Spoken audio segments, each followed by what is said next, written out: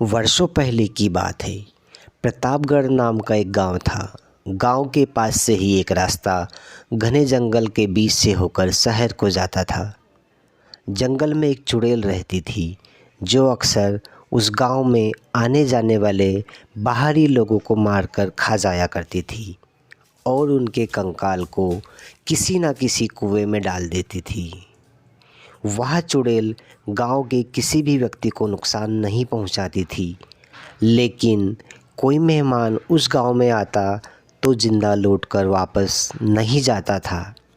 इस बात को लेकर गांव वाले सभी चिंतित थे, क्योंकि अब उस गांव से कोई अपना रिश्ता नहीं जोड़ना चाहता था, क्योंकि जो भी ऐसा करेगा अपनी मौत को दावत देगा।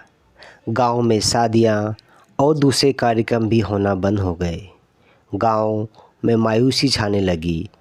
कोई बाहरी व्यक्ति नहीं आएगा तो शादी फंक्शन कैसे हो पाएंगी।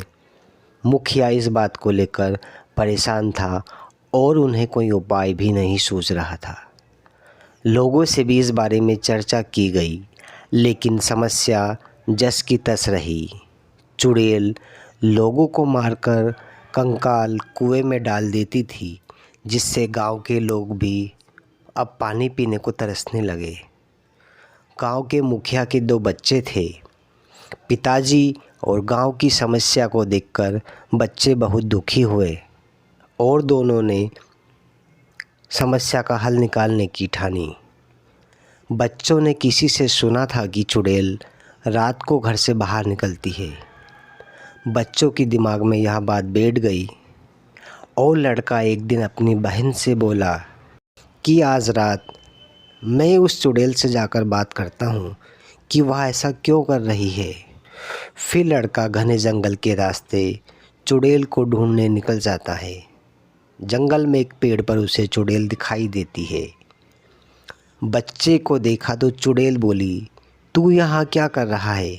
तभी लड़का बोलता है, मैं आपसे ही मिलने आया हूँ। चुड़ैल हैरान होकर बोली, मुझसे मिलने क्यों आया है। लड़का बोलता है, आप मुझे पहले यह बताएं कि गांव में जो भी बाहरी लोग आते हैं आप उनको क्यों मार देती हो। चुड़ैल बोली, तुम चले जाओ, यह तुम्हारे काम की बातें नहीं हैं। उसके लाख प्रयास के बाद भी चुड़ैल उसे कुछ नहीं बताती और लड़का मायूस होकर घर आ जाता है। अगले दिन यह बात वह अपनी बहन को बताता है। बहन सोचती है क्यों ना एक बार मैं जाकर प्रयास करके देखूं। लड़की अगली रात जंगल में जाती है। फिर वह चुड़ैल से पूछती है, आप बाहरी लोगों को क्यों मारती हैं। गांव वाले परेशान हैं, हम आपकी मदद करना चाहते हैं। बच्ची की यह बात सुनकर चुड़ैल का दिल पिघल जाता है। फिर वह अपने रानी होने का राज बताती है। चुड़ैल बोलती है, मैं पहले प्रतापगढ़ की महारानी थी। मेरे राज्य में सभी खुशहाल जीवन जी रहे थे। तभी एक बाहरी शासक ने हम पर आक्रमण किया और हमारे साम्राज्य को ख़त्म कर दिया। प्रजा को कारागार में डाल दिया, सभी को महीनों तक भूखा रखा और ज़्यादातर लोगों की मौत हो गई। मैं महारानी थी, इसलिए मुझे ज़्यादा प्रताड़ना दी गई।